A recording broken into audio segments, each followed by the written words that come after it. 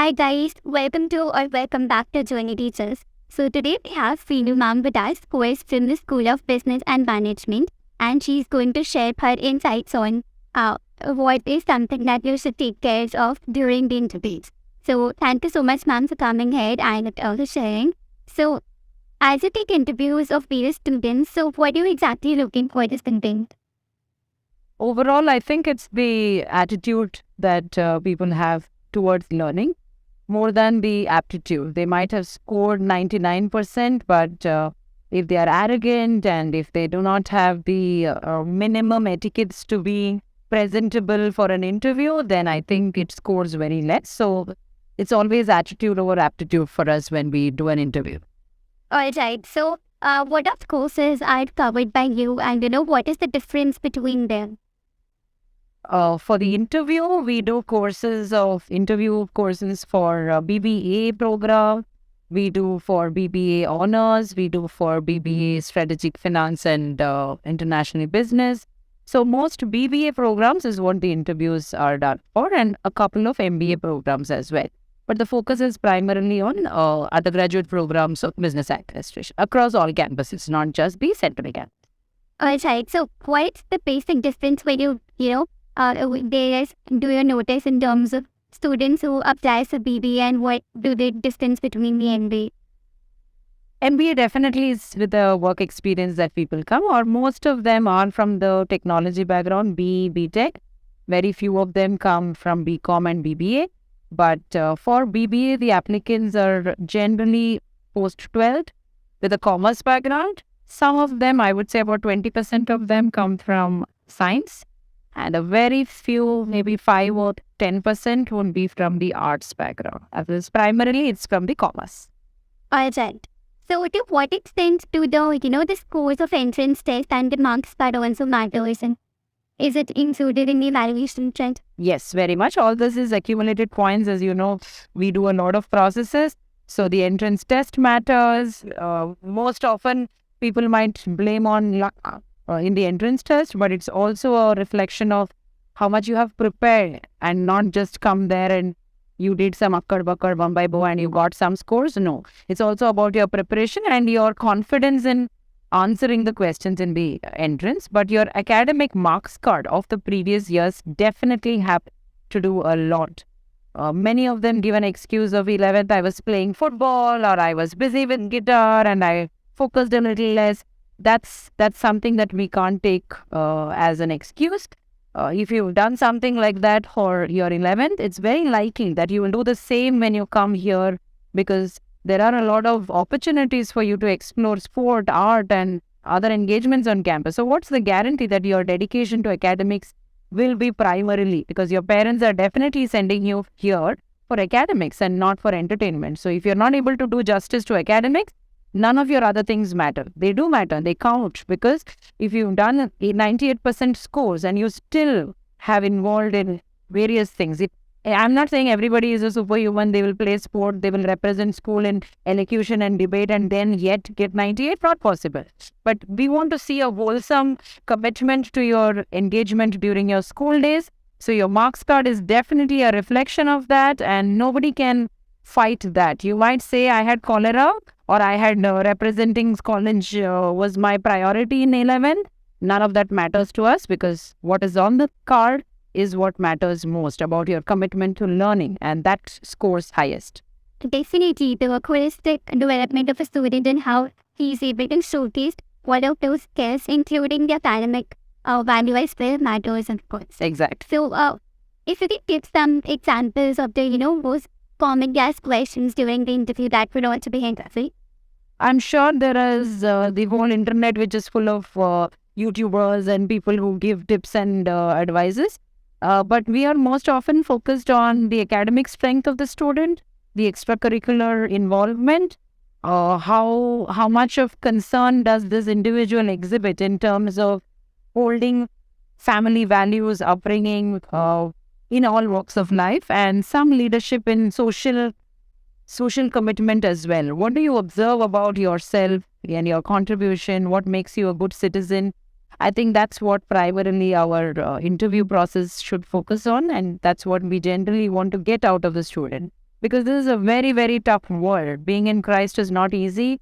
You have to be equally competent in academics, and you have to also have that knack for maneuvering through time and discipline through these days of being here in the 3 years, especially when you're an undergraduate, how vulnerable you are to pressure, how much of empathy you exhibit to people around you, whether it's inside the classroom or on the streets or when you are part of a social project. All of that matters to us a lot. And if you break down in the first semester, say, I thought I could play football and enjoy life here, and just that I had to do some minimum CI commitments, this is not the place for you. So that's what we are judging in an interview. Right, definitely. How exactly a student is able to fit in. Yes. That is what Yeah. I look for. So basically, do you also open the application side by side, and how does that help? Application is definitely needed because we need to see the scores, we need to see the location.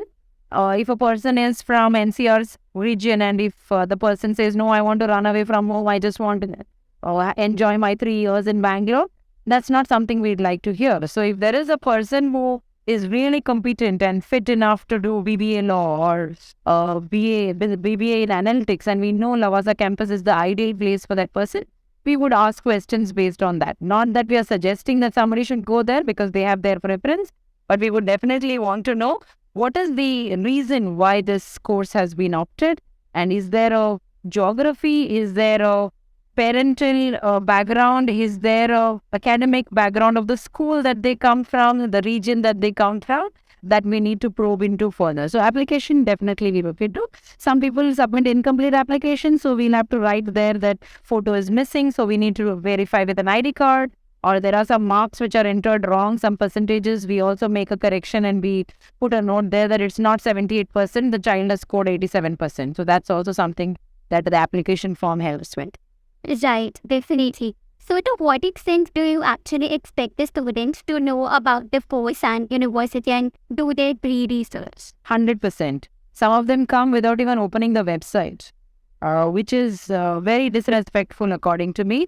If you knew that you are getting into this course, you should at least be able to know what are you going to get into. I have so many subjects that I'm studying all through these 3 years, and I think I'm attracted by one or two subjects, or I don't like one subject, I don't know how I'm going to get through it, so I'm prepared for getting into that subject. So what is your preparation to get into this course definitely matters. And sometimes only then you realize that this is not the course that I want. There are many people who apply to a course where math is mandatory and they say, I am very disinterested in math, I hate math. How do you expect the interview to proceed? Because we know that that's the eligibility is math, and you just applied for the sake of application. And when you're sitting in the interview, you tell me you dislike math, I can't just throw you out and say, sorry, this is not the place. So I just have to spend some more time looking into what else you want from this course. But then I can close by saying that this is not meant for you because there is a lot of math in this course. So preparation, 100%. And you can't say, my father filled the form, so I don't know what happened. What are the subjects that are there? That's blasphemy. You shouldn't be doing that. Definitely. So to what extent do the course related or the technical questions also actually matter? To a large extent, we focus on what are the subjects that you're going to study. For example, if it is accountancy, we want to know how much of accountancy knowledge you have. So that's for all commerce students, we ask some basics. And I'm telling you, it's really about 9th grade basic commerce that we ask. And there are many people who are clueless about what those basics are. And we don't even probe into higher level commerce subjects. But for those who come from science, if you've done a PCM and if you do not know anything about physics, chemistry and math, it shows that you will never learn this as well. So whatever you have studied, do you know some basic in that? We just want to confirm that. We are not asking you to solve the taxation problem of the country. That's not what we want. But we at least want you to know what foundational commerce, science and arts do you come with? And do you bring that sense of discipline to study here, not to, do debit and credit exactly. Definitely. If your basic foundation is very clear and if you're clear with the simple terms related to the post, that works and that gets the job done. Okay, so according to you, how long the answers should be to one question and approximately how many questions are moving parts? I can't answer that because it depends from each candidate to a candidate, and sometimes they might answer something so very lame that we want to probe further and say, is this a is this answer out of nervousness, or is it really that this person doesn't know anything? So we might spend more time. Then there are some people who answer outrightly everything right, and then we want to know, is this pretense or is it actually genuinely intelligent answer? So it might go very long. Sometimes we are very, very sure that this person is so grounded and sure about what the answers are, very, very well prepared. We don't even have to go ahead from, asking some basic questions. Sometimes the micro presentation is so impressive that we start doubting whether the other questions that they did not answer was really theirs or not, or is it something that they are reading out of prepared text. So short interview could mean you're really good or you're really bad. Long interview could mean you're confusing us or we want to be convinced of something more. So there's no set rule to the time. Though we would like to finish it within 8 to 10 minutes, it never happens. Sometimes it takes more than 10 minutes, and it's very unlikely that we can make a judgment of an 18-year-old or a 17-year-old in that much time. That's why we use the accumulated scores overall. Definitely, it really depends, and it's very subjective to how the interviewers was once rather than, just asking the questions and questions.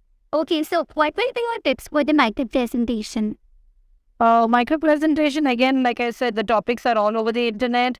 If you do not know what honesty is the best policy means, I can't give you an alternative.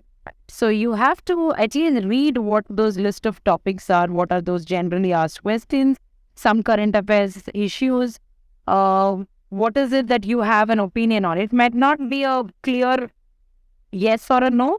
You can take your stand. Sometimes you can say, no, this is 2 points why I would say yes. These are 3 demerits of the problem, but I still would want to go with yes. So it's left to you. So preparation for micro presentation is very easy.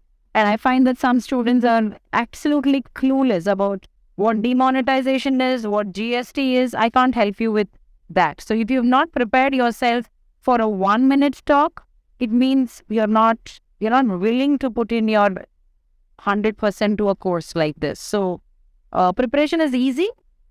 I think people should read the topics at least. And if you don't understand what demonetization means, Google Guru is there for you to get the answer. You have so many books, you have so many links.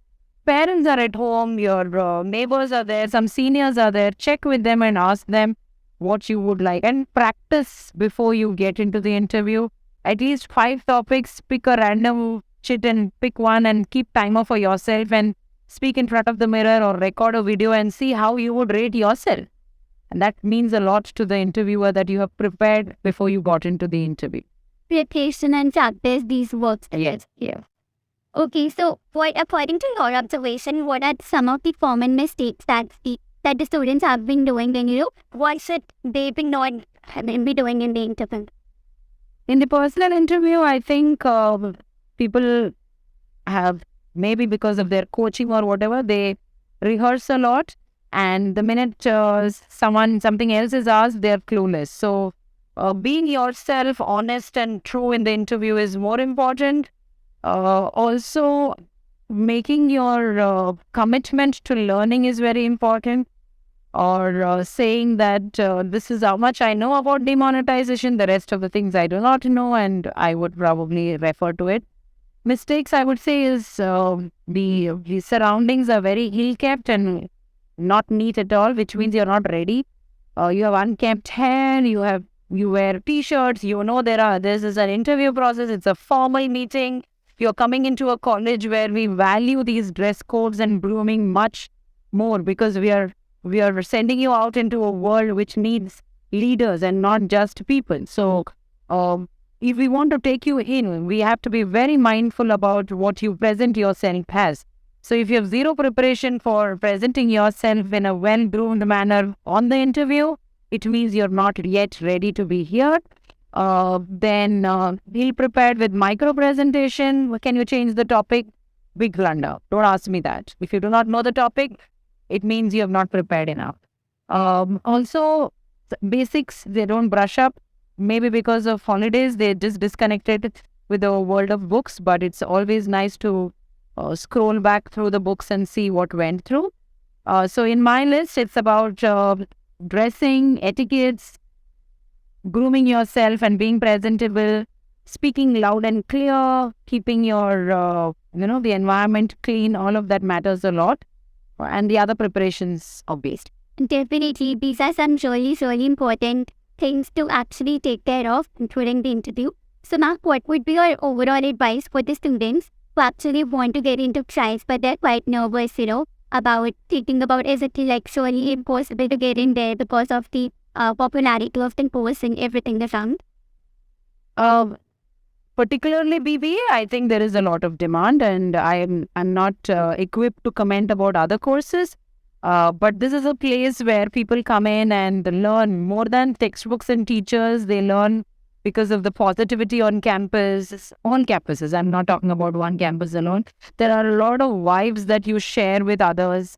You meet a lot of people, different people, and I think that diversity and inclusion matters a lot to your growing up. And this is a very vulnerable age that you are here for. To 18 to 21 is not easy for anyone.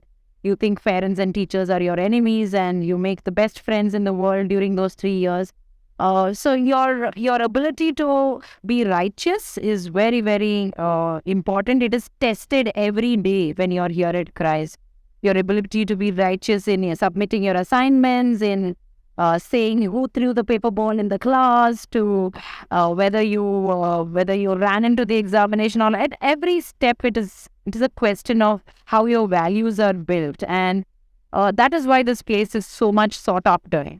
That's what I believe, and that's what maybe parents also believe. But I don't know what is it that youngsters like here. At least for us, it might sound very indignant to have discipline and dress code, etc. But these are things which will shape you for your entire life. We don't compel you to come here, so it's your commitment. Once you admit yourself here, it's 100% commitment. You signed up for this and you have to comply with it. You can't change things after you come here for the system. So you know that there is a system here. If you are willing to abide by the system, you've heard from seniors, you've heard reviews over the internet. If you can agree to all those problems and possibilities that we offer to you, you are definitely part of this world. But that said, doesn't mean that if you do not get an admission that you're not good enough. It's a very relative process.